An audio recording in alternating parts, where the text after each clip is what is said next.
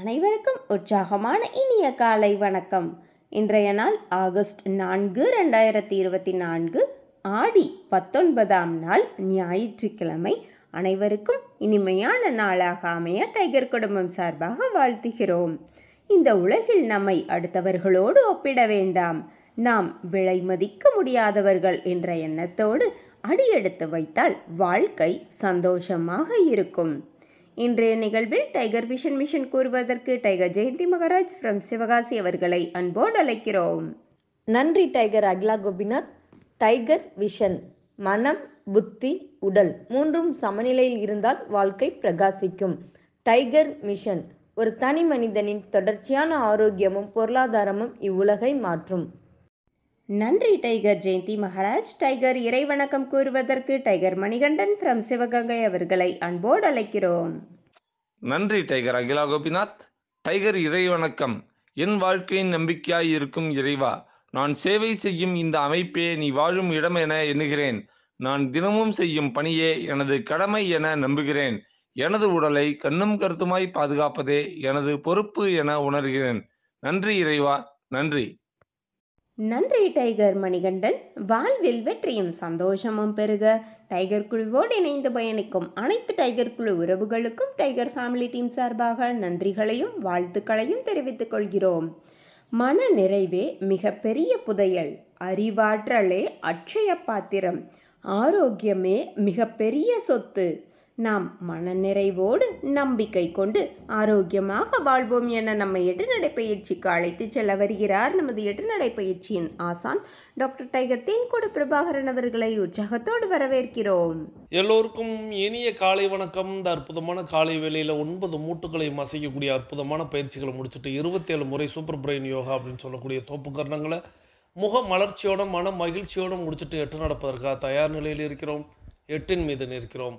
கிழக்கு மேற்காக நடப்பவர்கள் கிழக்கு திசையிலிருந்து மேற்கை நோக்கியும், தெற்கு வடக்காக நடப்பவர்கள் தெற்கு திசையிலிருந்து வடக்கை நோக்கியும் நமக்கான முதலடி எடுத்து வைத்து நடக்க வேண்டிய தருணம். வாருங்கள், நமக்கான நேரம் தொடங்குகிறது. இப்பொழுது பெண்கள் அனைவரும் இடதுபுறமாகவும் ஆண்கள் அனைவரும் வலதுபுறமாகவும், அதாவது பெண்கள் லெஃப்ட் சைடிலும் ஆண்கள் ரைட் சைடிலும் முதல் அடியை எடுத்து வைத்து நடையை தொடங்குகிறோம். நடை இயல்பாக இருக்கிறது, நடை தளர்வாக இருக்கிறது, தோள்பட்டை தளர்வாக இருக்கிறது, கழுத்து குனியாமல் இருக்கிறது, கால்கள் ஒன்றுக்கு முன்பு ஒன்று வருவது போல் நடந்து கொண்டு இருக்கிறோம். கைகள் அதன் இசைவில் அசைந்து கொண்டிருக்கிறது. சுவாசம் சீர்நிலையில் இருக்கிறது. எண்ணம் நேர்மறையாக இருக்கிறது. மனம் மகிழ்வுடனும் அமைதியுடனும் இருக்கிறது. ஒற்றை சிந்தனையாளர்கள் அத்தனை பேரும் ஒற்றுமையோடு ஒரே திசையை நோக்கி பயணித்து கொண்டிருக்கிறோம்.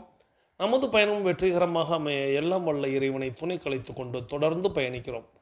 தொடர்ந்து நினைவூட்டல்கள் அப்படின்னு நம்ம ஒவ்வொரு நாளும் நினைவூட்டி கொண்டே இருப்போம். அந்த நினைவூட்டல்களில் நாம் நித்தம் நமக்கு நினைவு ஊட்டல் செய்வதற்கு முன்பாகவே நினைவுக்கு வந்துவிட்டால் நாம் அந்த நிலையை அடைந்து விட்டோம் அப்படின்னு ஒரு பொருள்.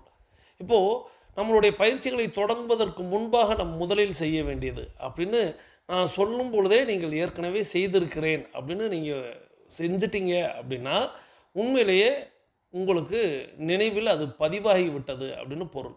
நம்ம பல நாள் நினைவூட்டினாலும் சில நாள் சிலர் மறந்துடுவாங்க. அப்படின்னா இன்னும் அவங்களுக்கு அது பதிவாகவில்லை அப்படின்னு பொருள். ஸோ நம்மளுடைய பயிற்சிகளை தொடங்குவதற்கு முன்பாக நாம் செய்ய வேண்டிய செயல்கள் அப்படின்னா, முதல்ல நம்மளுடைய தாய், நம்மளுடைய தந்தை, நம்மளுடைய குருமார்கள், நம்மளுடைய இயற்கை, நம்மளுடைய இறைவன், நம்மளுடைய பிரபஞ்சம், நம்மளுடைய மூதாதையர்கள், முன்னோர்கள், இவர்களை வழிபட்டு நாம் நம்மளுடைய பயிற்சிகளை தொடங்க வேண்டும். நிச்சயமாக அவர்களுடைய துணையோடு தான் நம்ம ஒவ்வொரு நாளையும் ஒவ்வொரு செயலையும் தொடங்கணும். அது எப்பொழுதுமே வெற்றியை தரும். ஏன்னா இந்த உலகத்தில் நாம் நல்லா இருக்கணும், நாம் முன்னேறணும், நாம் வெற்றி அடையணும், நாம் நல்ல பேர் எடுக்கணும்னு ஆசைப்படக்கூடியவர்கள் யார் அப்படின்னு கேட்டால், நம்மளுடைய தாய், நம்மளுடைய தந்தை, நம்மளுடைய குருமார்கள், இயற்கை, இறைவன், பிரபஞ்சம், இஷ்ட தெய்வங்கள், மூதாதையர்கள், முன்னோர்கள். அதன் பிறகு நிறைய ஜீவன்கள் உங்களுக்கு நீங்கள் முன்னேறதை பார்த்து பெருமைப்படக்கூடியவங்க இருப்பாங்க. இப்போ உதாரணத்திற்கு கணவனுக்கு மனைவி, மனைவிக்கு கணவன், குழந்தைகள் தன்னுடைய தாய் தந்தையர் நல்லா இருக்கணும்னு நினைக்கிறது, இன்னும் வேறு உறவுகள் எல்லாம் உண்டு. ஆனால் பெருவாரியான நபர்களுக்கு நான் சொல்லக்கூடிய தாய் தந்தை குருமார்கள், இயற்கை, இறைவன், பிரபஞ்சம், இஷ்ட தெய்வங்கள், மூதாதையர்கள், முன்னோர்கள், இந்த பட்டியல் வந்து நினைவில் வரும். கூடுதலாக உங்களுக்கு உதவி செய்யக்கூடிய, உதவி செய்த, நீங்கள் நன்றாக இருக்க வேண்டும் என்று நினைக்கக்கூடிய நண்பர்கள் கூட இருக்கலாம், உறவினர்கள் இருக்கலாம். அவர்களையெல்லாம் நீங்கள் பட்டியலில் சேர்த்து அவர்களையெல்லாம் எண்ணி நீங்கள் மானசீகமாக நன்றி சொல்லணும். அவர்களுடைய முகங்கள் வந்து உங்களுடைய அகக்கண்ணில் தோன்ற வேண்டும். ஒரு கடமைக்கு நம்ம வந்து வணக்கம் சொல்லக்கூடாது, கடமைக்கு நம்ம நன்றி சொல்லக்கூடாது. இப்போ நம்ம வந்து நிகழ்வை தொடங்க போகிறோம் அப்படின்னு வச்சுக்கிறோங்களேன். நீங்கள் 9 மூட்டு பயிற்சி செய்கிறதுக்கு தயாராகிட்டீங்க. இப்போது சில நேரங்களில் நம்ம வந்து குறிப்பிட்ட நேரத்தில் நம்மளுடைய பயிற்சி தொடங்கணும் அப்படின்னு நம்ம வந்து வகுத்து வச்சுருப்போம் நேரத்தை. இப்போது உதாரணத்திற்கு அதிகாலை வந்து நான் 4:30க்கு பயணிக்கணும் அப்படின்னு ஆசைப்படுறோம் அப்படின்னா நம்ம என்ன பண்ணுவோம் அப்படின்னா, ஒரு சில நாட்களில் நம்ம ஏதோ ஒரு காரணத்தினால சரியாக 4:35க்கு வந்து நிற்போம். இப்போ இந்த 4:35க்கு வந்து நிற்கும் பொழுது நமக்கு என்ன தோன்றும் அப்படின்னா, பயிற்சியை தொடங்கின நேரத்துக்கு தொடங்கிடணும், அதை அப்படியே கண்டினியூ பண்ணிடணும். ஸோ அப்போ தான் நம்மளுக்கு மற்ற வேலைகள் எல்லாமே தடைபடாமல் இருக்கும் அப்படின்னு சொல்லிட்டு இதை வந்து ஸ்கிப் பண்ணிடும். இதை நன்றி கூறுதல் அப்படிங்கிற ஒரு விஷயத்தை நம்ம ஸ்கிப் பண்ணிடும். அது கூடாது. அதுதான் நான் சொல்கிறேன். இது வந்து பயிற்சியை போன்றதே. நம்ம வந்து எல்லாவற்றையும் விட முதன்மையானது அப்படிங்கிறது இந்த நன்றி கூறுதல். நம்மை வளர்த்து ஆளாக்கிய நம்மளுடைய தாய் தந்தையர்கள், குருமார்கள், நம்மளுடைய இயற்கை, இறைவன், பிரபஞ்சம், இஷ்ட தெய்வங்கள், இவர்களை வழிபடாமல் நம்ம என்ன செய்தாலும், என்னையே கேட்டால் நான் என் இடத்துல இருந்து தான் எப்போதுமே எல்லா விஷயத்தையுமே உங்களுக்கு நான் போதிப்பேன். ஸோ நம்ம இவர்களை வழிபடாமல் எந்த செயல்களை செய்தாலும் அதில் பலன் இருக்குமான்னா அது கேள்விக்குறி தான். அதே நேரத்தில் இவர்களை வழிபட்டு நம்ம பயிற்சிகள் செய்கிறோம் அப்படின்னா அந்த பயிற்சிகள் இலகுவாக இருக்கும், எளிதாக இருக்கும், ரொம்ப அற்புதமாக இருக்கும், ஆனந்தமாக இருக்கும். ஸோ அப்போது 4:35க்கு வந்துட்டோம், பரவாயில்லை. அந்த 5 நிமிடம் இன்றைக்கி எல்லாமே லேட்டு தான், அவ்வளோதானே ஒழிய எதையும் ஸ்கிப் பண்ணக்கூடாது. நம்ம தொடர்ந்து செய்யக்கூடிய எதையும் ஸ்கிப் பண்ணக்கூடாது. அப்போது அதே நம்ம வந்து ஒரு நம்ம இவங்களை பிரார்த்தனை பண்ணுறதுக்கு, இவங்களை வழிபடுறதுக்கு ஒரு 2 நிமிடம் எடுத்துருக்குறோம் அப்படின்னா அந்த 2 நிமிடம் முழுமையாக கொடுங்க. அதை அமர செய்யுங்க. அமரனா அமர்ந்து செய்யுதல் அப்படிங்கிறது இல்லை. அமர்ந்தும் செய்யலாம், அல்லது நினைவில் வைத்து நின்றும் செய்யலாம். அவர்களை நீங்கள் ஒரு திசையை வைத்து நீங்கள் அவர்களை வழிபடுங்க. தாய் தந்தையர்கள் இருக்கிறாங்க அப்படின்னாலும் தாராளமாக அவர்களை நீங்கள் போய் தூங்குகிறவங்களை போய் பார்க்கணுங்கிற கட்டாயம் இல்லை. அவர்களை மானசீகமாக நினைங்க. அவங்களுடைய முகத்தை உங்களுடைய அகத்தில் கொண்டு வந்து அவர்களை எண்ணி அவர்கள் ஒரு புன்சிரிப்போடு உங்களை வாழ்த்துவது போல் நீங்கள் வந்து அதை கற்பனையாக பார்க்கணும். உங்களுடைய அம்மாட்ட பேச போகிறீங்க, உங்கள் அப்பாட்ட பேச போகிறீங்க அப்படின்னு வச்சுக்கிறோங்க. அவங்க காலில் நீங்கள் ஆசீர்வாதம் வாங்குவது போல் இன்றைய பயிற்சி எனக்கு சிறப்பாக இருக்கணும், ஆசீர்வாதம் பண்ணுங்கள். அப்போ அவங்க ஆசீர்வாதம் பண்ணுறாங்க, உங்களை வந்து முத்தம் கொடுக்குறாங்க, உங்களை வந்து நெட்டி முறிக்கிறாங்க. இந்த மாதிரி ஏதோ ஒரு செயலை அப்படியே நீங்கள் வந்து உள்வாங்குங்க. அப்படியே இயற்கை, இறைவன், பிரபஞ்சம், உங்களுடைய குருமார்கள், உங்களுக்கு எந்த ஆசானை ரொம்ப பிடிக்குமோ அந்த ஆசான்கிட்ட நீங்கள் ஆசீர்வாதம் வாங்குவது போல், அந்த ஆசான் உங்களை பார்த்து புன்முறுவல் பூப்பது போல், இந்த மாதிரி நீங்கள் வந்து எண்ணி இது ஒரு 2 நிமிட வழிபாடாக இந்த பயிற்சியை செய்ய போகிறேன், இந்த பயிற்சி எனக்கு சிறப்பாக இருக்கணும், இந்த நாள் தொடங்க போகிறேன், இந்த நாள் எனக்கு சிறப்பாக இருக்கணும், நீங்கள் வழித்துணைக்கு வரணும் அப்படின்னு மட்டும் கேட்டு பாருங்கள். நிச்சயமாக அது உங்களை ஒரு நல்வழிப்படுத்தும். இதை கண்டிப்பாக எல்லோரும் செய்வீங்க. ஆனால் இனிமே நான் சொன்னது போல் அதற்கென்று நேரத்தை ஒதுக்கி, இப்போது நான் சொல்லும்போது தாய் தந்தை குருமார்கள் இயற்கை அப்படின்னு ஏதோ அர்ச்சனை செய்யும்போது நம்மள்கிட்ட கேட்பாங்க அல்லவா, எந்த நட்சத்திரம் என்ன ராசி அப்படின்னு. அது சொல்ல அவர் சொல்கிறது மாதிரி அப்படி சொல்லக்கூடாது. நான் சொல்ல நீங்கள் அப்படியே போகக்கூடாது. நீங்கள் ஏற்கனவே செஞ்சுருக்கணும். நான் ஆனால் ஒவ்வொரு நாளும் அதை நினைவூட்டுவேன். நான் ஏன் நினைவூட்டுறேன் அப்படிங்கிறத நீங்கள் நினைவில் கொள்ளணும். நான் வந்து ஒவ்வொரு நாளும் நிகழ்வை தொடங்கும்போது இந்த நிகழ்வை நான் வந்து உங்களுக்கு பேசுகிற நிகழ்வை தொடங்கும்போது நான் இதை செய்துட்டு தான் தொடங்குறேன். ஆனாலும் நானும் இப்போது நான் அதுக்கு ஒரு விஷயம் வச்சுருப்பேன். எனக்கு வந்து அப்படி சொல்லி தொடங்கினா தான் எனக்கு வந்து நிகழ்வு சிறப்பாக இருக்கும். ஸோ அந்த நினைவூட்டலை நான் வந்து உங்களுக்கு ஒவ்வொரு நாளும் நினைவூட்டுகிறேன், அவ்வளோதான். ஸோ இந்த மாதிரி அடுத்த நினைவூட்டலாக நம்ம வந்து அந்த 2 டம்ளர் வெதுவெதுப்பான நீர் பருகுதல் அப்படிங்கிறது. ஸோ ஒரு 200 எம்எல் 180 எம்எல் அளவுள்ள டம்ளரில் வந்து நீங்கள் நீர் பருகுறீங்க அப்படின்னா அதில் 2 டம்ளர் பருகிட்டு பயிற்சியை தொடங்கணும். இதுதான் நினைவூட்டலில் ரொம்ப முக்கியமானது. இதை 2ஐயும் செய்துட்டு நீங்கள் 9 மூட்டு பயிற்சி, தோப்பு கர்ணம், 8 நடை பயிற்சி, அப்புறம் வாய்ப்பு இருப்பவர்கள், நேரம் இருப்பவர்கள் சூரிய நமஸ்காரம், லெக்கான் திவால் இவைகளையெல்லாம் செய்து அன்றைய நாளை தொடங்குங்கள். அன்றைய நாள் சிறந்த நாளாக இருக்கும். தொடர்ந்து இன்றைக்கி வந்து ஞாயிற்றுக்கிழமைனாலே நம்ம வந்து ஏதேனும் ஒரு வரலாற்று கதை, புராண கதைகள் கேட்பது வழக்கம். அந்த வகையில் ஸ்லைடு பார்க்கும்போதே உங்கள் எல்லாருக்குமே தெரிஞ்சிருக்கும். இன்றைக்கி நம்ம வந்து கும்பகர்ணன் கதை கேட்க போகிறோம் அப்படிங்கிறது. கும்பகர்ணன் கதை அப்படிங்கிறது நான் ராமாயணம் அப்படின்னு கடந்த ஒரு 2 மாதத்திற்கு முன்பாக நம்ம வந்து ராமாயண கதைகளாக பார்த்து வந்தோம். கிளைக்கதைகள், ஒவ்வொரு கதாபாத்திர கதைகள் அப்படின்னு பார்த்து வந்தோம். அந்த வரிசையிலேயே நம்ம வந்து கும்பகர்ணன் கதை பார்க்கணும் அப்படின்னு ரொம்ப ஆசை. இருப்பினும் வந்து இந்த முறை வந்து கும்பகர்ணன் கதை வந்து ஒரு யூடியூபர் சொல்ல, அதுக்கான விளக்கத்தை நானும் சொல்ல அப்படிங்கிற மாதிரி தான் இன்றைக்கி வந்து நம்ம கதையை கேட்க போயிடும். கும்பகர்ணன் அப்படிங்கிறவர் உங்கள் எல்லாருக்குமே நிச்சயமாக தெரிந்த ஒரு கதாபாத்திரம், நன்கு தெரிந்த ஒரு கதாபாத்திரம். ஸோ அதனால் கும்பகர்ணனை பற்றி நம்ம நிறைய விஷயங்கள் எல்லாருக்குமே தெரியும். இருப்பினும் இந்த யூடியூபர் வந்து எந்த மாதிரி கும்பகர்ணன் கதையை கொண்டு செல்கிறார் அப்படிங்கிறத பார்ப்போம். ஸோ நமக்கான விளக்கத்தையும் பார்ப்போம். இடைவெளியில் நான் இப்போ உங்களுக்கு தெரியும், நான் சென்னை வந்து பயணம் செய்து கொண்டிருக்கிறேன். ஸோ வாய்ப்பு கிடைக்கும் போதெல்லாம் எப்படி கமெண்ட் பண்ணணுமோ அப்படிங்கிற மாதிரி தான் நான் வந்து இன்றைக்கி கும்பகர்ணன் ஆடியோ அப்படிங்கிறதையே தேர்வு செஞ்சேன்.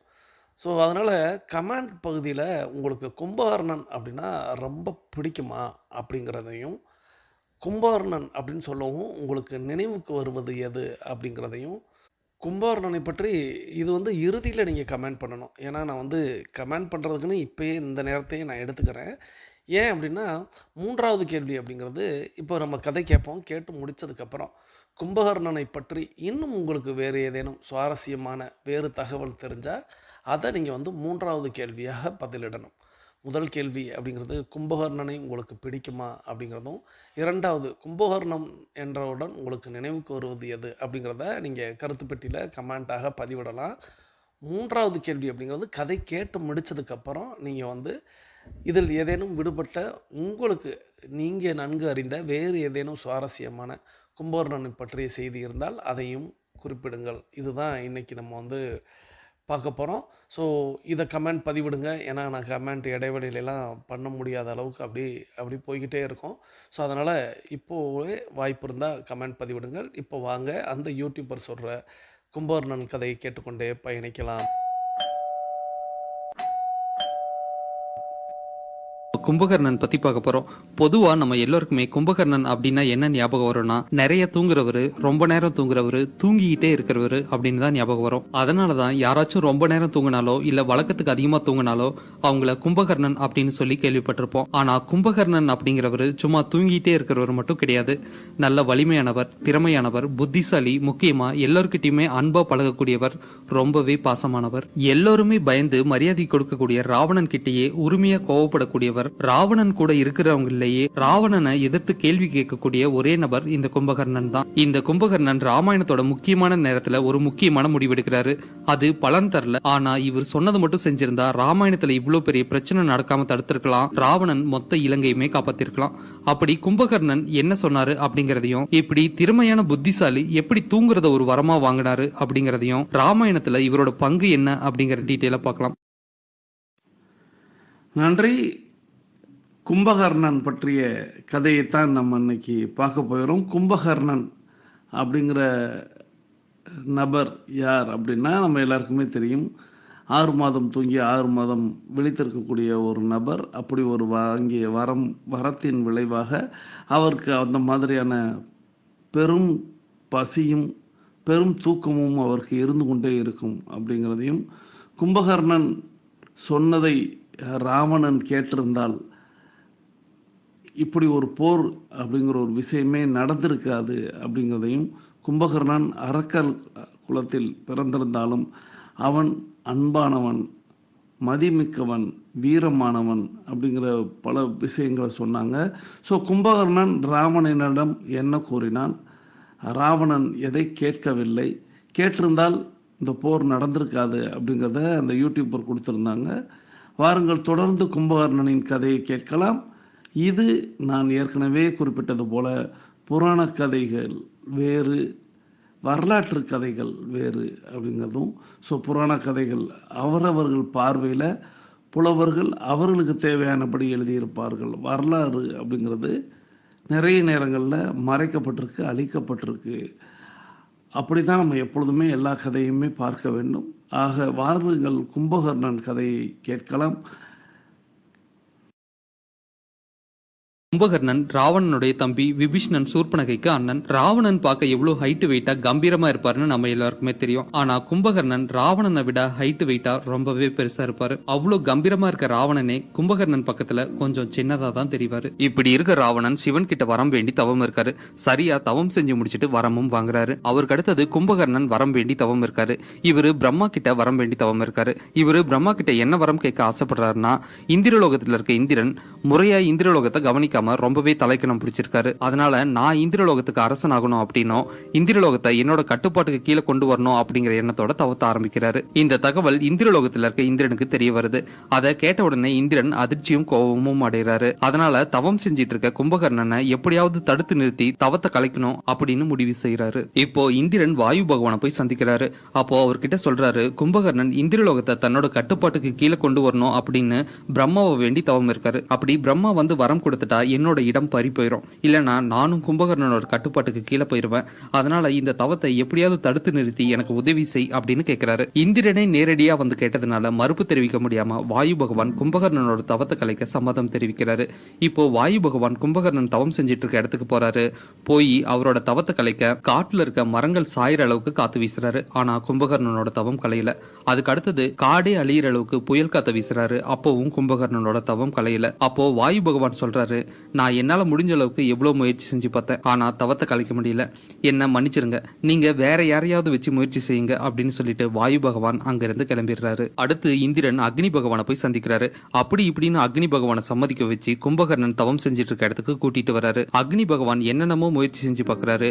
ஆனா கும்பகர்ணன் தவத்தை கைவிடுறதா இல்ல, தொடர்ந்து தீவிரமா தவம் செஞ்சிட்டு இருக்காரு. அப்போ அக்னி பகவான் இந்திரன் கிட்ட சொல்றாரு, இவரோட தவத்தை என்னால கலைக்க முடியல, என்ன மன்னிச்சிருங்க, நீங்க வேற எதையாவது முயற்சி செஞ்சு பாருங்க அப்படின்னு சொல்லிட்டு அவரும் கிளம்பிடுறாரு. அதுக்கு அடுத்தது இந்திரன் வருண பகவானை போய் சந்திச்சு சமாதானப்படுத்தி கும்பகர்ணன் தவம் செஞ்சிட்டு இருக்க இடத்துக்கு கூட்டிட்டு வராரு. அப்போ வருண பகவான் இடி மின்னலோட பயங்கரமா மழை பொழிய வைக்கிறாரு. அப்பவும் கும்பகர்ணனோட தவம் கலையில.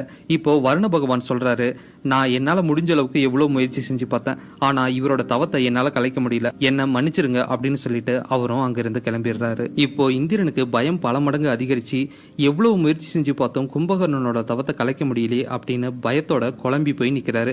எங்க பிரம்மா வந்து வரம் கொடுத்துருவாரோ, நம்ம கும்பகர்ணனோட கட்டுப்பாட்டுக்கு கீழே போயிருவோமோ அப்படின்னு கலங்கி நிற்கிறார். நன்றி. தொடர்ந்து நம்ம கும்பகர்ணனின் கதையை கேட்டுக்கொண்டு இருக்கிறோம். கும்பகர்ணன் அப்படிங்கிற ஒரு நபர், இந்த கர்ணன் அப்படிங்கிற ஒரு பெயர் பார்த்தீங்கன்னா நம்மளுக்கு தெரியும். அவர்கள் துரியோதனனின் படையில் இருந்த ஒரு நல்லவன் அப்படிங்கிறத குறிப்பிடுவாங்க. எப்படி பாண்டவர்கள் அண்ணனாக இருந்தாலும் துரியோதனன் இட்ட உணவிற்காக, அந்த உப்பிற்காக, அவனை நட்பிற்காக அவனிடமே இருந்து உயிரை நீத்தவர் அப்படிங்கிறது கர்ணனின் கதையை நம்ம கேட்கும் பொழுது தெரியும். அதே போல் இந்த கும்பகர்ணனின் கதையிலையும் அதே தான். கும்பன் அப்படின்னு நம்ம இந்த இடத்துல குறிப்பிடலாம்னு நினைக்கிறேன். ஏன்னா நிறைய இடங்களில் கும்பன் தான் அவரை செல்ல பெயர் கொண்டு அழைப்பார்கள். அந்த கும்பன் அப்படிங்கிற நபர் யார் அப்படின்னு கேட்டால், ராவணனின் தம்பி, சூர்பனகைக்கும் விபீஷணனுக்கும் அண்ணன் அப்படிங்கிறத குறிப்பிட்டாங்க. இந்த கும்பகர்ணன் அப்படிங்கிற ஒரு அரக்கர் குலம் அப்படிங்கிறத ஏற்கனவே சொன்னோம். ஆஜானு பாகுவாக இருக்கக்கூடிய ராவணன் கூட கும்பகர்ணனின் முன்பாக சாதாரணமாகத்தான் தெரிவான் அப்படிங்கிற மாதிரி ஒரு செய்தியை சொன்னாங்க. கும்பகர்ணன் எவ்வளவு உயரம் எவ்வளவு அகலம் அப்படின்னு ஒரு குறிப்பு சொல்லுது.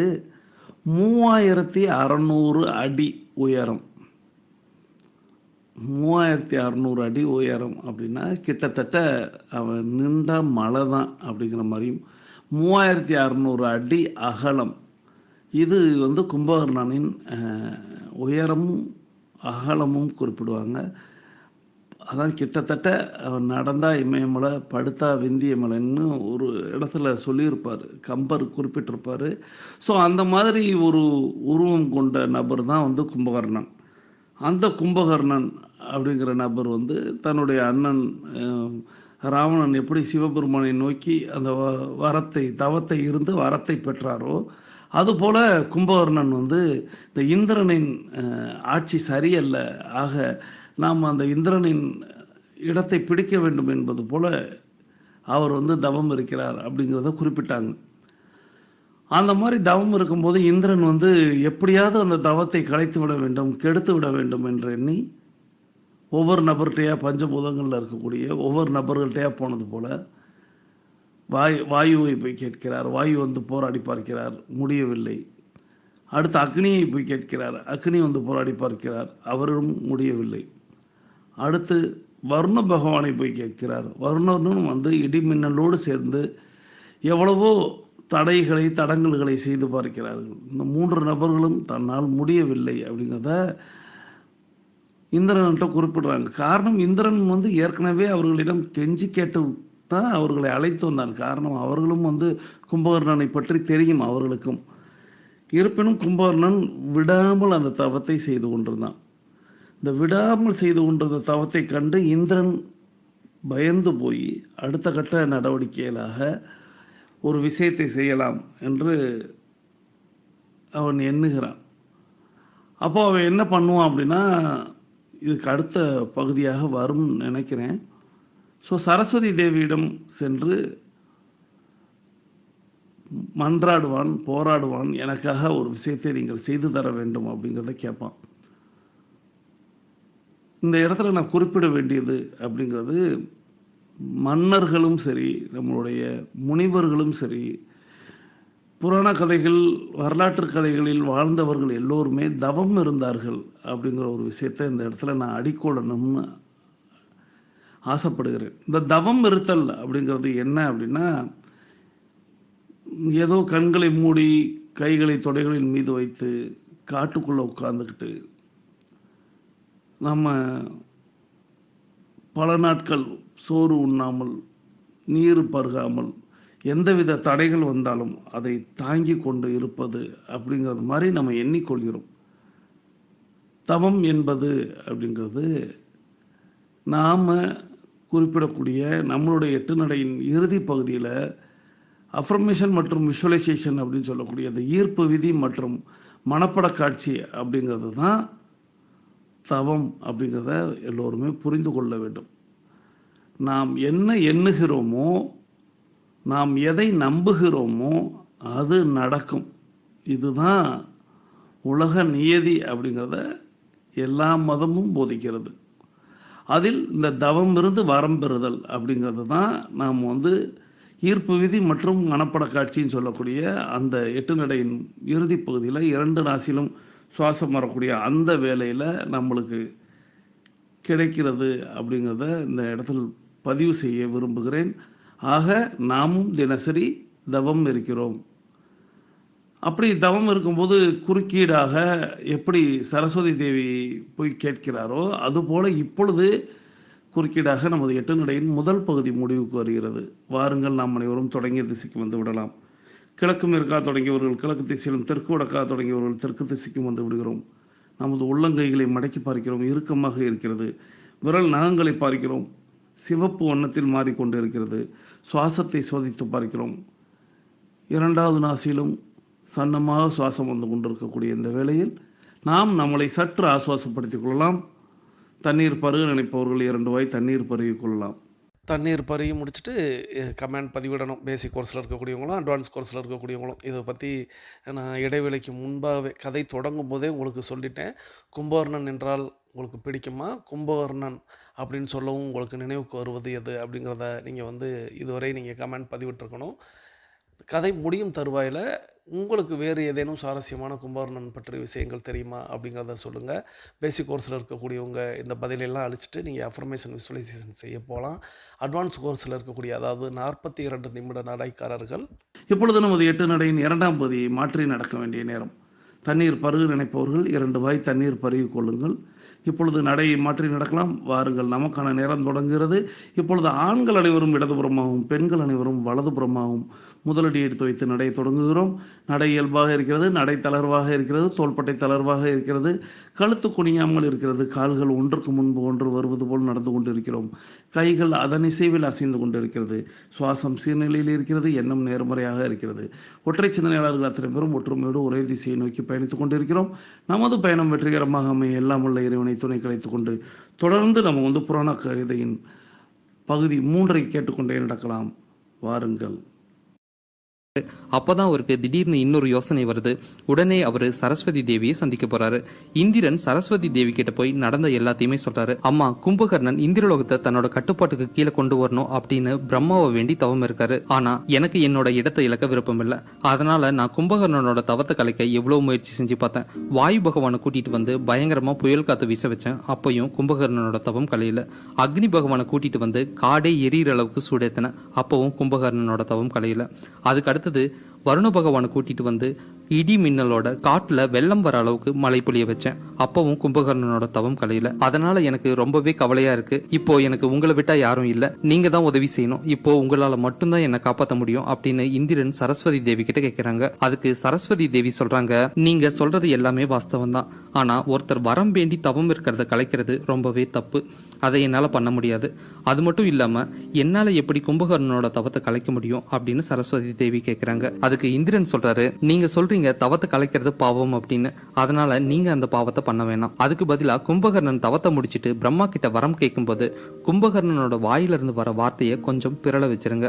அப்படி வார்த்தை உச்சரிப்பு கொஞ்சம் மாறினா என்னோட பதவி தப்பிக்கும். அது மட்டும் இல்லாம இத உங்களால மட்டும்தான் பண்ண முடியும், உங்களால மட்டும்தான் என்னை காப்பாற்ற முடியும் அப்படின்னு ரொம்பவே வேண்டி வணங்கி சரஸ்வதி தேவிய கும்பகர்ணன் தவம் செஞ்சிட்டு இருக்க இடத்துக்கு கூட்டிட்டு வராரு. அதே சமயம் கும்பகர்ணனோட தீவிர தவத்தை பார்த்து பிரம்மாவும் அங்க வராரு. வந்துட்டு கும்பகர்ணனை தவத்துல இருந்து எழுப்பி உனக்கு என்ன வரம் வேணும் அப்படின்னு கேக்குறாரு. தவத்துல இருந்து கண் விழிச்ச கும்பகர்ணன் பிரம்மாவை வணங்கி, இறைவா எனக்கு இந்திராசனா வேணும் அப்படின்னு இந்திரனோட இடத்தை கேட்கறதுக்கு பதிலா இந்திராசனாவை நித்திராசனா அப்படின்னு வார்த்தையை தப்பா சொல்லிடுறாரு. சொல்லிட்டு ஐயோ வார்த்தையை தப்பா உச்சரிச்சிட்டோமே அப்படின்னு சுதாரிக்கிறதுக்கு முன்னாடியே பிரம்மா அப்படியே ஆகட்டும் அப்படின்னு வரத்தை கொடுத்துட்றாரு. உடனே தன்னோட தவறை திருத்திக்கிட்ட கும்பகர்ணன், சுவாமி நான் வார்த்தையை மாத்தி சொல்லிட்டேன், எனக்கு இந்திராசனா வேணும் அப்படின்னு கேட்கிறாரு. அதுக்கு பிரம்மா சொல்றாரு, நான் வரத்தை கொடுத்துட்டேன், அதை என்னால திருப்பி எடுத்துக்க முடியாது, கொடுத்த வரம் கொடுத்ததுதான், அதை ஒன்னும் பண்ண முடியாது அப்படின்னு சொல்றாரு. என்னடா இவ்வளவு நாள் கடுமையா தவம் இருந்து இப்படி தப்பா தூங்குறத ஒரு வரமா வாங்கிட்டோமே அப்படின்னு கும்பகர்ணன், சாமி நான் தொடர்ந்து தூங்கி என்ன பண்ண போறேன், எனக்குன்னு ஒரு வாழ்க்கையே இல்லாம போயிடும், அதனால இதுல ஏதாவது மாற்றங்கள் ஏற்படுத்தி கொடுங்க அப்படின்னு கேட்கிறாரு. அதுக்கு பிரம்மா சொல்றாரு, என்னால வரத்தை திருப்பி எடுக்க முடியாது, ஆனா கொடுத்த வரத்துல கொஞ்சம் மாற்றத்தை ஏற்படுத்த முடியும். அதனால நீ வருஷம் முழுக்க தூங்காம 6 மாசங்கள் முழிச்சிட்டு இருக்கிற மாதிரியும் 6 மாசங்கள் தூங்குற மாதிரியும் உனக்கு வரத்தை தரேன் அப்படின்னு சொல்லிட்டு வரம் கொடுத்துட்டு பிரம்மா அங்கிருந்து கிளம்பிடுறாரு. இந்திரன் கேட்ட உதவியை செஞ்சிட்டோம் அப்படின்னு சரஸ்வதி தேவியும் அங்கிருந்து கிளம்பிடுறாரு. இந்திரலோகத்தையும் தன்னோட பதவியும் காப்பாத்திக்கிட்டோம் அப்படின்னு சந்தோஷத்தோடவே இந்திரனும் கிளம்பிடுறாரு. ஆனா இவ்வளவு நாள் கஷ்டப்பட்டு தூங்குறது ஒரு வரமா வாங்கிட்டோமே அப்படின்னு ரொம்ப கவலையோடவே கும்பகர்ணன் தூங்க ஆரம்பிக்கிறாரு. அதுல இருந்து தான் கும்பகர்ணன் 6 மாசம் தூங்குறதையும் 6 மாசம் முழிச்சிட்டு இருக்கிறதையும் வழக்கமா வச்சிருக்கு.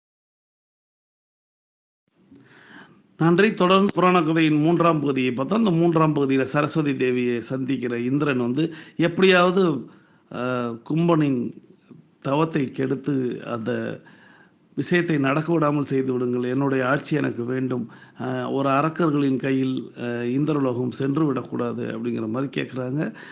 அது தவறு அப்படிங்கிறத சரஸ்வதி அவருக்கு புரிய வைக்கிறார். இருப்பினும் தவத்தை கெடுக்க முடியாது அப்படிங்கிறத சொல்லவும், அவர் வரம் கேட்கும் பொழுதாவது அந்த நாக்கை பிறள செய்யலாம் அப்படிங்கிற ஒரு யோசனையை இந்திரன் சரஸ்வதிக்கு தெரிவித்து, அதே போல் இந்திரன்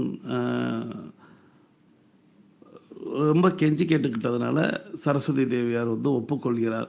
இப்பொழுது பிரம்மனிடம் கும்பன் வரம் கேட்கும் அந்த நேரத்தில் தவம் இருந்து உன் வரத்தை கேள் அப்படின்னு அவர் சொல்லும் பொழுது, அவர் வரம் அப்படிங்கிற ஒரு விஷயத்தை கேட்குறாரு. என்ன கேட்குறாரு அப்படின்னா, இந்திராசனம் அப்படிங்கிற ஒரு விஷயத்தை கேட்க வாயை தொடுக்கும் பொழுது அந்த வாயிலிருந்த வந்த வார்த்தை அப்படிங்கிறது நித்ராசனம் அப்படிங்கிறத ஆகிவிட்டது அப்படிங்கிறத குறிப்பிட்டாங்க. இது நித்தியத்துவம் அப்படிங்கிற ஒரு விஷயமாகவும் குறிப்பிடுறாங்க. இன்னொரு இடத்துல நித்தியத்துவம் அப்படிங்கிறதுனா சாகாவரம் அப்படிங்கிறதுக்கு சமம். அந்த நித்தியத்துவம் கேட்கும் பொழுது அதை வந்து நித்திரைத்துவம் அப்படிங்கிறதாக மாறிவிட்டது. தினமும் தூக்கம் அப்படிங்கிற மாதிரி மாறிவிட்டது. இந்த நாக்கை பிறழச் செய்ததனால், வார்த்தை மாறியதனால் அவனுடைய வாழ்க்கையே மாறியது. ஸோ வார்த்தை அப்படிங்கிறத நம்ம எப்போதுமே குறிப்பிடுவோம். ரொம்ப ரொம்ப முக்கியமான ஒரு விஷயம். கவனிக்க வேண்டும். ஒவ்வொரு வார்த்தையும் கவனித்து சொல்ல வேண்டும் அப்படிங்கிறது. அதுலேயும் நாம் விஷுவல் பண்ணும்போது, நாம் ஈர்ப்பு விதி பண்ணும்போது, நம்மளுடைய அந்த மனப்பட காட்சியின் நேரத்தில் ரொம்ப கவனமாக இருக்கணும். உங்களுக்கு 1008 வேலை இருக்குது அப்படின்ட்டு நீங்கள் 8 நடந்து முடிஞ்சிட்டு நீங்கள் போயிடுறது அப்படிங்கிறது தவறான ஒரு விஷயம் அப்படிங்கிறதையும் இந்த கும்பகர்ணனின் வாழ்க்கையிலிருந்து நம்ம தெரிந்து கொள்ள வேண்டும். அப்படி அவன் விஷுவலைசேஷன் பண்ணும் பொழுது, தவம் வரமாக மாறும் பொழுது, அந்த வரத்தை கேட்கும் பொழுது, வார்த்தை பிறண்டதால் அவனுக்கு வந்து அப்படியே ஆகட்டும்ங்கிறத பிரம்மன் கூறிவிடுகிறார். அப்பொழுதுதான் சுதாரித்துக் கொள்கிறான். ஆகா, என்னுடைய வார்த்தையில் மாற்றம் வந்து விட்டதே. நித்ராசனம் என்றல்லவா கேட்டுவிட்டேன், நித்திரைத்துவம் என்றல்லவா கேட்டுவிட்டேன். இல்லை பிரம்மா, நான் என்னுடைய வார்த்தை கொஞ்சம் மாற்ற முடியுமா அப்படின்னு கேட்கும்போது, கொடுத்த வாக்கை வந்து யாராலையுமே மீற முடியாது, யாராலையுமே மாற்ற முடியாது. வேண்டுமென்றால் அதில் ஒரு சலுகை வேண்டுமானாலும் செய்யலாம். நீ எப்பொழுதுமே தூக்கம் அப்படின்னு கேட்டாய், ஆண்டிற்கு 6 மாதம் தூக்கம் அப்படிங்கிறத மட்டும் மாற்றிக்கொள்ளலாம் அப்படிங்கிற மாதிரி அந்த இடத்துல குறிப்பிட்டிருந்தாங்க. ஸோ தொடர்ச்சியாக நம்ம வந்து கும்பகர்ணனின் கதையை கேட்கலாம். வார்த்தை ஈக்குவல் டு வாழ்க்கை அப்படிங்கிறத நம்ம அடிக்கடி குறிப்பிடுவோம். அது கும்பகர்ணனின் வார்த்தை கும்பகர்ணனின் வாழ்க்கையாக மாறியது அப்படின்னு. அதுக்கு பின்னாடி சூழ்ச்சிகள் இருந்தாலும் கதையை கதையாக பார்க்கலாம் அப்படிங்கிறத இந்த நேரத்தில் குறிப்பிட்டு வாருங்கள் புராண கதையின் 4ஆம் பகுதியை கேட்டுக்கொண்டே நடக்கலாம். கும்பகர்ணன் அப்படி ஒரு முறை 6 மாசங்கள் முழிச்சிட்டு இருந்துட்டு திரும்பவும் தூங்க போறாரு. கும்பகர்ணன் தூங்க ஆரம்பிச்சு சில நாட்கள் கழிச்சு ராமன், சீதை, லக்ஷ்மணன் 3 பேருமே அயோத்தியிலிருந்து கிளம்பி வனவாசம் போறாங்க. இந்த தகவலை கேள்விப்பட்டு ராவணன் ரொம்பவே கோவப்படுறாரு. ராமன், சீதை எந்த காட்டுக்கு வனவாசம் போறாங்க அப்படின்னு தேடி கண்டுபிடிக்க சொல்றாரு. இவங்கள சூர்பனகை கண்டுபிடிக்கிறாங்க. சூர்பனகை ராமன் கிட்ட போய் பேசுறாங்க. அப்போ லக்ஷ்மணன் வந்து சூர்பனகையோட மூக்கு அறுத்து அதை ராவணன் கேள்விப்பட்டு இன்னமும் அதிக கோவத்தோட ராமனை சந்திக்க ராவணன் நேர்லயே வராரு. ஆனா ராமன் அங்க இல்ல. அதனால அங்கிருந்த சீதைய ராவணன் இலங்கைக்கு கொண்டு போறாரு. இப்போ ராவணன் என்ன யோசிக்கிறாருன்னா, நம்ம சீதையை இலங்கைக்கு கொண்டு வந்துட்டோம், அடுத்து என்ன பண்ணலாம் அப்படின்னு நம்ம தம்பிங்க கிட்ட கேட்கலாம் அப்படின்னு விபீஷணனை கூப்பிடுறாரு. தூங்கிட்டு இருக்க கும்பகர்ணனை எழுப்பி அரண்மனைக்கு கூட்டிட்டு வரும்படி சொல்றாரு. அதே மாதிரி பணியாட்களும் போய் கும்பகர்ணனை எழுப்பி அரண்மனைக்கு கூட்டிட்டு வராங்க. இப்போ அரண்மனைக்கு வந்த கும்பகர்ணன், விபீஷணன், ராவணன் 3 பேருமே பேச ஆரம்பிக்கிறாங்க. அப்போ ராவணன் சொல்றாரு, நான் ராமனுடைய மனைவி சீதையை இங்க கொண்டு வந்துட்டேன், இப்போ அடுத்து என்ன பண்ணலாம் அப்படின்னு சொல்லுங்கன்னு கேட்கிறாரு. அதுக்கு விபீஷணன் கிட்ட இருந்து எந்த ஒரு பதிலும் இல்ல. ஆனா கும்பகர்ணன் சொல்றாரு, என்னன்னா இப்படி ஒரு தப்பு பண்ணிட்டியே, ராமன் எவ்வளவு நல்லவன் தெரியுமா, 7 உலகமே அவனை பத்தி புகழ்ந்து பேசிட்டு இருக்கு, அவனுக்கு போய் இப்படி ஒரு தப்பு பண்ணிட்டியே, நீ ராமன் கிட்ட பேச போய் அங்க ராமன் இல்ல அப்படின்னா ராமன் வர வரைக்கும் நீ அங்கேயே தான் காத்துட்டு இருந்திருக்கணும், அதுக்கு பதிலா நீ சீதையை கொண்டு வந்திருக்க கூடாது. சீதை உன்னோட பொண்ணா இருக்கலாம், யாரா வேணாலும் இருக்கலாம், ஆனா இப்போ அவ இன்னொருத்தருடைய மனைவி. நீ ராமனுடைய அனுமதி இல்லாம சீதை கொண்டு வந்தது மிகப்பெரிய தப்பு. அதனால நீ சீதையை எங்கிருந்து கொண்டு வந்தியோ அங்கேயே திரும்ப கொண்டு போய் விடு, அதுதான் எல்லோருக்கும் நல்லது அப்படின்னு சொல்றாரு. சொல்லிட்டு, நான் இப்ப தூங்க போறேன், நான் திரும்பவும் எந்திரிக்கும் போது நீ சீதையை திரும்ப கொண்டு போய் விட்டுட்ட அப்படிங்கிற தகவல் தான் என்னோட காதல கேட்கணும் அப்படின்னு சொல்லி ராவணன் கிட்ட ரொம்பவே நியாயமா உரிமையா பேசிட்டு கும்பகர்ணன் திரும்பவும் தூங்க போறாரு. ஆனா கும்பகர்ணன் சொன்ன எதையுமே ராவணன் எடுத்துக்கல. அவர் எடுத்த முடிவுல தான் உறுதியா நிக்கிறாரு. அடுத்து சில நாள் கழிச்சு ராவணன் கிட்ட பேச்சுவார்த்தை நடத்த ஹனுமன் இலங்கைக்கு வராரு. வந்துட்டு பேச்சுவார்த்தை நடத்துறாரு. ஆனா அந்த பேச்சுவார்த்தை தோல்வியில முடியுது. அதனால அடுத்த சில நாட்கள்ல ராமனுக்கும் ராவணனுக்கும் போர் அறிவிக்கப்பட்டு நன்றி. தொடர்ந்து நம்ம வந்து புராண கதையில் கும்பகர்ணனின் கதையை கேட்டுக்கிட்டு இருக்கோம். இந்த கும்பகர்ணன் இந்த வரம் வாங்கிய விஷயத்தை வந்து ஏற்கனவே நம்ம பார்த்தோம். அந்த மாதிரி தூங்க ஒரு சூழ்நிலை வந்து விடுகிறது, தூங்க செல்கிறான் அப்படிங்கிறத குறிப்பிடுறாங்க. ஸோ அதற்கு இடையில தான் ராமனுக்கு வனவாசம் போனது, ராமன், லட்சுமணன், சீதை அப்படிங்கிறதும், சூர்பனகை போய் மூக்கறுபட்டு வந்தது அப்படிங்கிறதையும், ராவணன் வந்து சீதையை கடத்தி வந்த சம்பவம் அப்படிங்கிறதும், ஸோ இதுக்கப்புறம் தன்னுடைய சகோதரர்களோடு ஒரு ஆலோசனை கூட்டம் ஏற்பாடு செய்யப்படுகிறது. அதற்காக கும்பகர்ணனை எழுப்புகிறார்கள் அப்படிங்கிறத சொல்லி, எழுப்பி வரும் பொழுது இந்த மாதிரி சீதையை நான் வந்து தூக்கி வந்து விட்டேன் அப்படிங்கிறத ராவணன் குறிப்பிடுகிறார். இதை கேட்ட கும்பகர்ணன் வந்து எப்பொழுதுமே வந்து நியாயத்தை நியாயமாக பேசுபவன் அப்படிங்கிறதுனால நீ செய்தது மிகப்பெரிய தவறு அப்படிங்கிறத குறிப்பிடுகிறாங்க. குறிப்பிட்டுட்டு அவர் என்ன சொல்கிறார் அப்படின்னா, அது உன்னுடைய மகளாகவே இருந்தாலும், ஏன்னா புராண கதைகளில் இப்படி ஒரு கதையும் உண்டு. ராவணனின் மகள் சீதை அப்படிங்கிற மாதிரியும் உண்டு. அது ஒரு கிளைக்கதை. நம்ம அது இன்னொரு நாளைக்கு பார்க்கலாம். ஸோ அப்படி அவர் இல்லை, நீ பண்ணினது மிகப்பெரிய தவறு, ராமன் அப்படிங்கிற ஒரு நபர் எப்பேற்பட்டவர் என்பது தெரியுமா அப்படிங்கிறதெல்லாம் சொல்லி, நீ செய்த தவறுக்கு நீ திரும்ப கொண்டு போய் சீதையை விட்டு விட்டு வந்து விடு, அந்த செய்தி தான் நான் அடுத்து தூங்கி எழுந்திருக்கும் போது நான் கேட்கணும் அப்படின்னு உரிமையோடு சண்டையிட்டு சென்று விடுகிறார். அந்த இடத்துல விபீஷணன் எதுவுமே பேசலை அப்படிங்கிறதையும் அந்த இடத்துல குறிப்பிட்டாங்க. இருப்பினும் ராவணன் கும்பகர்ணனின் அந்த பேச்சை கேட்கவில்லை. இந்த இடத்துல நம்ம குறிப்பிடணும். என்ன குறிப்பிடணும்? நம்ம ஏற்கனவே ராவணனின் கதையை கேட்கும் பொழுது ராவணன் செய்தது சரியா தவறா அப்படிங்கிற மாதிரி அன்னைக்கு நம்ம பேசணும். அதில் இருந்த நியாயங்களை நம்ம பேசணும். இன்றைக்கும் இதில் இருக்கக்கூடிய நியாயங்கள் என்ன என்பது அப்படின்னா, ராவணன் தன்னுடைய தங்கை சூர்பனகைக்காக சீதையை தூக்கி வந்தார். சூர்பனகைக்கு ஏற்பட்ட அவமானத்திற்காக தங்கைக்காக அண்ணனாக செயல்பட்டார். இங்கே அண்ணனுக்காக தம்பியாக செயல்படுகிறார் கும்பகர்ணன்.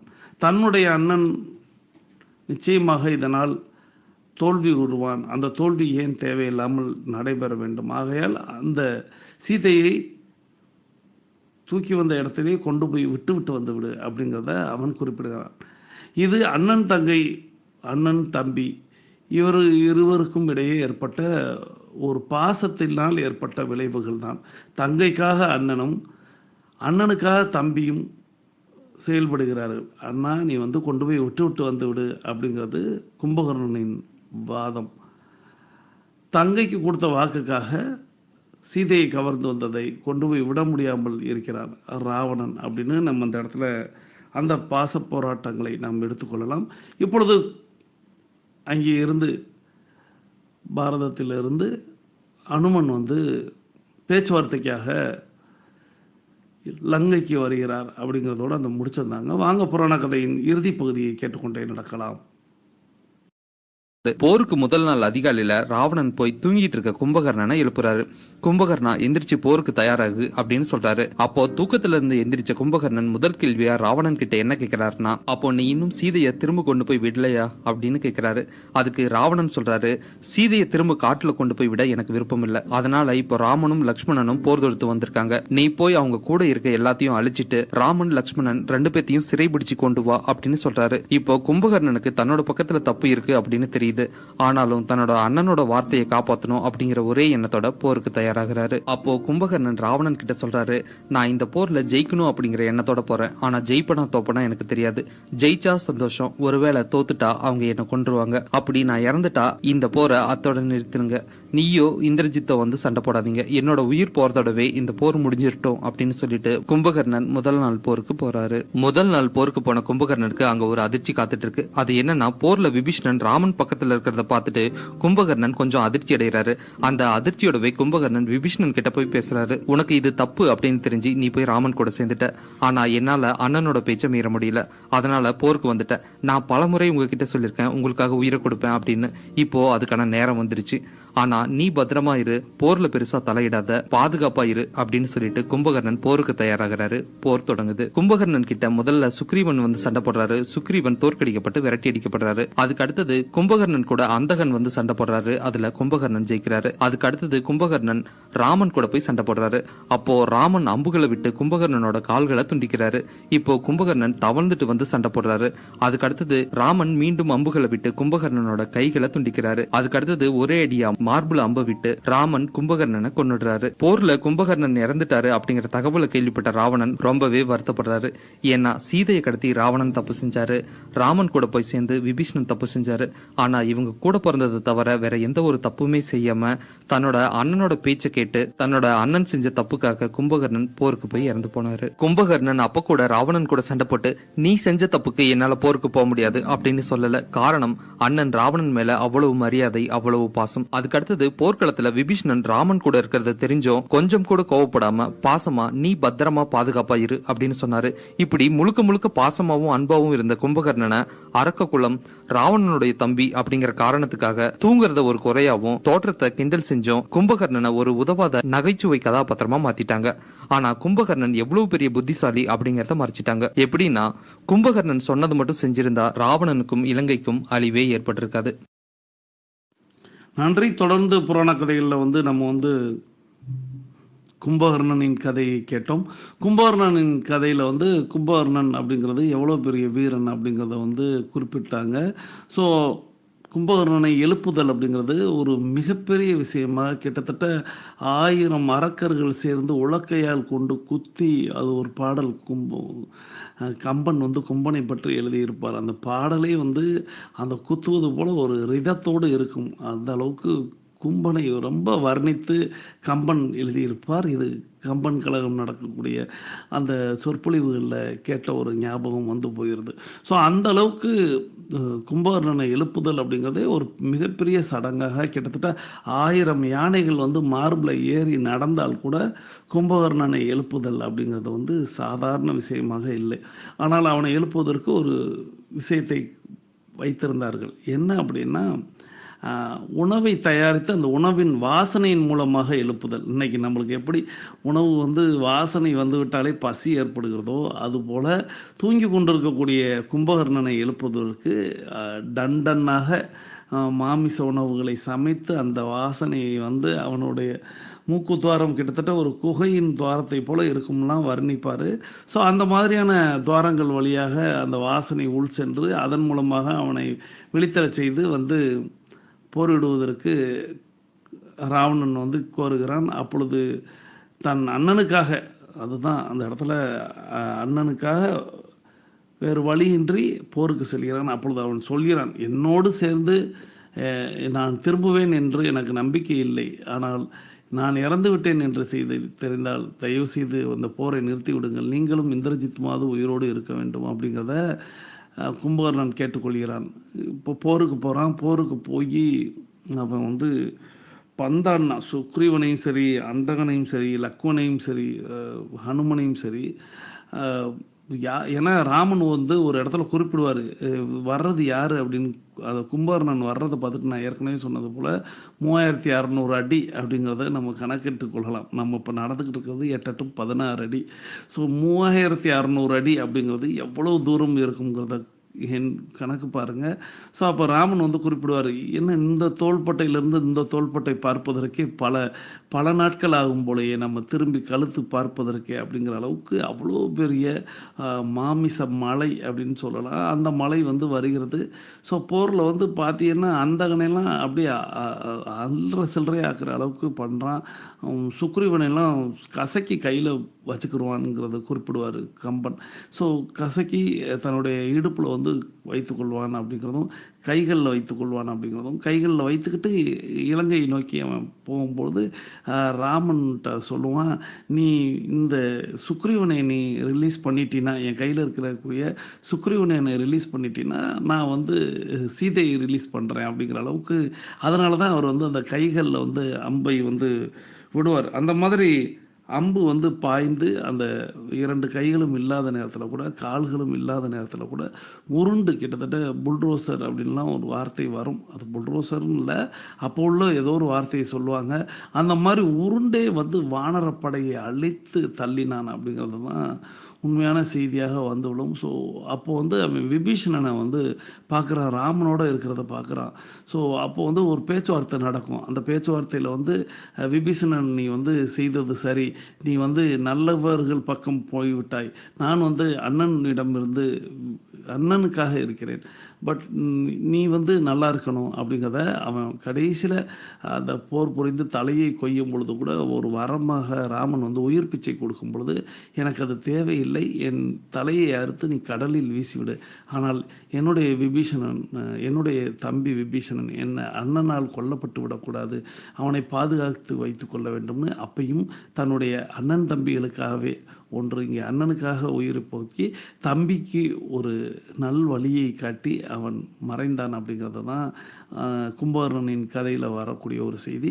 ஸோ கும்பகர்ணனை பற்றியும் நம்ம வந்து அதாவது இப்போ நம்ம வந்து இந்த புராண கதையில் வாரத்தில் ஒரு நாள் அப்படிங்கிறதுல அப்படியே கடந்துடுறோம். யாரையாக இருந்தாலும் அப்படியே கடந்து போயிடுறோம். ஆனால் அவர்களை பற்றின கதைகளை மட்டுமே, அவர்களை பற்றின பாடல்களை மட்டுமே பிரித்து பார்த்து படித்தோமானால் அவர்களை பற்றிய ஒரு மாதம் பேச வேண்டும். அந்த அளவுக்கு நிறைய விஷயங்கள் இருக்கிறது. இப்பொழுது நம்ம இந்த குறிப்பிட்ட நேரத்துக்குள்ளே பேசி முடிக்கக்கூடிய அந்த நேரத்தில் நம்ம வந்து இவ்வளவுதான் பேச முடியும். அப்படிங்கிறதுனால நமது 8 நடையின் 2ஆம் பகுதி புராண கதையின் 5ஆம் பகுதியோடு முடிவடைகிறது. ராவணனின் தம்பி கும்பகர்ணனின் கதை இதோடு முடிகிறது. வாருங்கள், நமது 8 நடையின் 2ஆம் பகுதி முடிவுக்கு வருகிறது.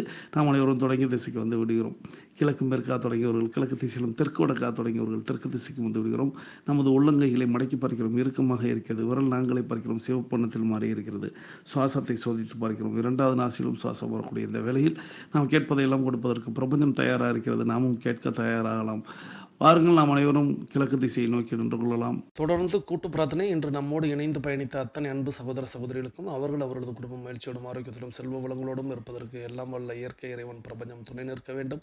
அவர்கள் எண்ணியதெல்லாம் நடக்க வேண்டும், அவர்கள் கேட்டதெல்லாம் கிடைக்க வேண்டும். எல்லாம் வல்ல இயற்கையே, இறைவனே, பிரபஞ்சமே, நீ அதை வழங்க வேண்டும் என்று கேட்டு உங்களுக்கான பிரார்த்தனையையும் வைத்து நீங்கள் எண்ணியது நடக்க, கேட்டது கிடைக்க எல்லாம் வல்ல இறைவனை நானும் வேண்டுகிறேன். மீண்டும் சந்திப்போம், கலந்து சிந்திப்போம்.